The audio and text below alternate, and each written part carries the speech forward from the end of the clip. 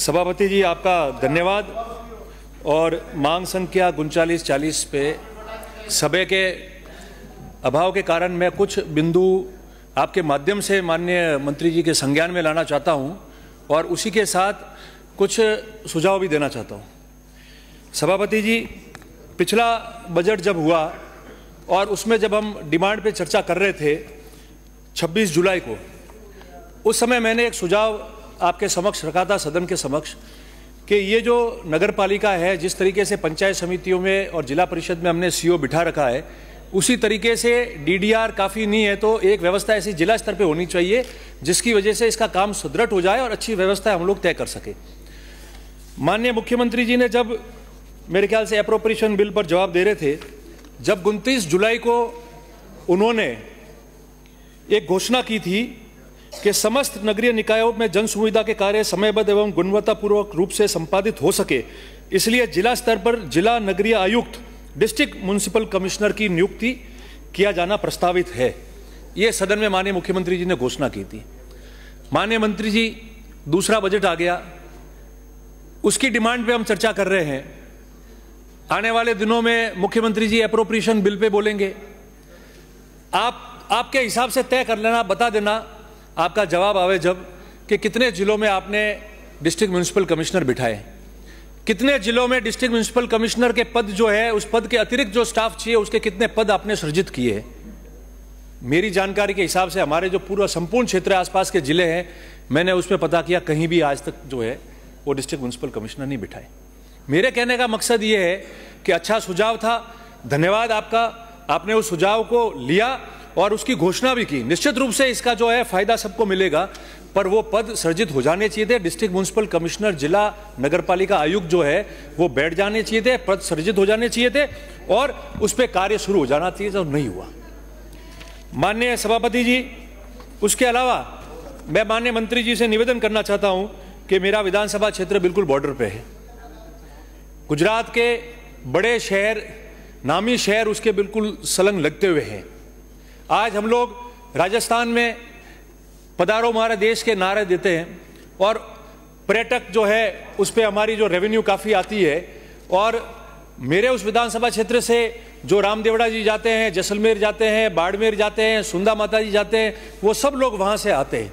तो निश्चित रूप से दूसरी जगह भी हमने देखा है, वो जो शहर है, वो जो नगरपालिका है, वो इतनी सुंदर साफ सफाई वाली होनी चाहिए कि आते ही जो हमारे प्रदेश के अंदर पर्यटक आ रहा है, धार्मिक पर्यटक आ रहा है, दूसरा पर्यटक आ रहा है, और जो वहाँ लोग रहते हैं, ऐसा महसूस होना चाहिए कि इतना साफ सुथरा और नगरपालिका क्षेत्र में सारे संसाधनों के साथ में ये शहर जो है उसको अच्छी तरह से स्थापित किया है। पिछली सरकार में उसको नगरपालिका बनाई, आसपास तहसीलों में नगरपालिका है। आज ये स्थिति है वहाँ कि किसी प्रकार का जो है स्टाफ नहीं है। चार्ज जो है वो पड़ोस के नगरपालिका वालों को दे रखा है, और वो भी अधिशासी अधिकारी या आयुक्त है उनको नहीं, अधीनस्थ स्टाफ को दे रखा है। तो मैं समझता हूं कि जिस ध्येय से नगरपालिका बनाई और बॉर्डर की नगरपालिका है, तो उसमें कामकाज जो है वो पूरा नहीं हो पाएगा। मेरा आपसे निवेदन है कि उस नगरपालिका में सीवरेज जो है उसकी योजना को लागू किया जाए, ताकि उस शहर में सीवरेज की संपूर्ण व्यवस्था जो है नगरपालिका के माध्यम से हो सके। नगरपालिका कार्यालय के लिए हमने भूमि आवंटित कर रखी है, अभी तक उसमें काम शुरू नहीं हुआ, टेंडर नहीं हुआ, बजट अलॉट नहीं हुआ है, तो नगरपालिका चलेगी कैसे? तो उसके लिए जो है जहां ये नगरपालिका बनी है उसकी भूमि पर तुरंत नगरपालिका का जो कार्यालय है उसको स्थापित किया जाए। और फायर ब्रिगेड नहीं है एक भी। इधर पड़ोस गुजरात, सांचौर, 2 दिन पहले आग लग गई, सांचौर से 50 किलोमीटर से जो है फायर ब्रिगेड बुलानी पड़ी। कभी कभार ऐसी स्थिति होती है कि पड़ोस में कहना पड़ता है कि फायर ब्रिगेड भेजो, और लाखों का नुकसान हो जाता है, वो अलग। आगजनी हो गई, माल जान सबका नुकसान होने की संभावना बनी रहती है। तो कम से कम ये जो छोटी छोटी बातें हैं जिसको जल्दी हम कर सकते हैं वो तो हो जानी चाहिए, ताकि उसकी संपूर्ण व्यवस्था जो चली जाए। आज पर्यटक आते हैं, इतने सारे दुर्घटना हो जाती है, उसके लिए व्यवस्थाएं करनी पड़ती है, क्योंकि वो तो एंट्री पॉइंट है। इतने, मैंने पूर्व में आपको कह दिया, इतने बड़े शहरों में और धार्मिक तीर्थ पे जो है इतने हजारों लाखों की संख्या में पर्यटक वहाँ आते हैं, धार्मिक पर्यटक आते हैं, मगर हमारे पास में जो है वहाँ वो व्यवस्था नहीं। उसका मास्टर प्लान की बात चल रही है, मास्टर प्लान को जल्द जो है उसको करना चाहिए, ताकि मास्टर प्लान अगर जल्दी हो जाएगा तो उस शहर की जो है वो किस रूप में वो शहर बसा जाएगा, कैसे काम होगा, उसका जो है एक रूपरेखा तय हो जाएगी। इसलिए मेरा निवेदन है आपसे कि ये जो मैंने मेरे विधानसभा क्षेत्र में जो नगरपालिका रानीवाड़ा बनी और वो आवाज़ और वो मांग पक्ष विपक्ष आमजन सबने मिलकर की थी, इसलिए पिछले कार्यकाल में सरकार ने उसको नगरपालिका बनाई थी। एक मेरा निवेदन आपसे ही रहेगा। दूसरा निवेदन माननीय मंत्री जी, सभापति जी, आपके माध्यम से माननीय मंत्री जी से मैं निवेदन कर रहा हूं, वो ये है कि माउंट आबू हमारी प्रदेश की सबसे पुरानी नगरपालिकाओं में एक है और पूरे प्रदेश का एक टाइम का एंट्री एग्जिट वाला पर्यटक जो है वो सबसे बड़ी संख्या में पूरे प्रदेश में वहां आता है और सबसे पुरानी नगरपालिका। बहुत सारी बातें हैं मगर दो बातें आपके संज्ञान में लाना चाहता हूं। इतना पुराना शहर सबसे पहले पूरे भारत में और अपने स्टेट के अंदर इको सेंसिटिव जोन उसको घोषित किया। इको सेंसिटिव जोन घोषित होने के बाद में सुप्रीम कोर्ट के आदेश पर मिनिस्ट्री ऑफ एनवायरनमेंट और फॉरेस्ट और स्टेट ने मिलकर सुप्रीम कोर्ट के आदेश पे ये हो कि आप इसको मास्टर प्लान बनाओ। 2015 में मास्टर प्लान उसका जो है वो जोनल मास्टर प्लान नहीं जोनल मास्टर प्लान बनाया और उसको अधिसूचित किया। कुछ एनजीटी ने कुछ डायरेक्शंस दिए थे और पूरे स्टेट की एक एक्सपर्ट कमेटी बनाई और उनको कहा कि आप इसको जो है मास्टर प्लान को जल्दी मॉडिफाई करो। और बीच में हाईकोर्ट को इंटरवीन करना पड़ा कुछ महीनों पहले और हाईकोर्ट के रिट लगने के बाद इंटरवीन होने के बाद स्टेट गवर्नमेंट को डायरेक्शन दिए, जब जाके पिछले 1.5 महीने पहले मॉडिफाइड जोनल मास्टर प्लान जो है उसको लागू किया गया। मेरे कहने का तात्पर्य यह है कि जहां पिछले 20-30 साल 35 साल से राइडर्स लगे हुए थे, लोग कंस्ट्रक्शन नहीं कर पा रहे थे, जिनको रहना है वो बराबर रह नहीं पा रहे थे, व्यवसायिक उनके प्रतिष्ठान को अपडेट नहीं कर पा रहे थे, ऐसे संकट आ गया था मानव जीवन पे कि लोगों के जो है शादी ब्याह के रिश्ते करने में तकलीफ आती थी कि व्यक्ति रहेगा कहां। उसको देखकर हाईकोर्ट ने डायरेक्शन दिए।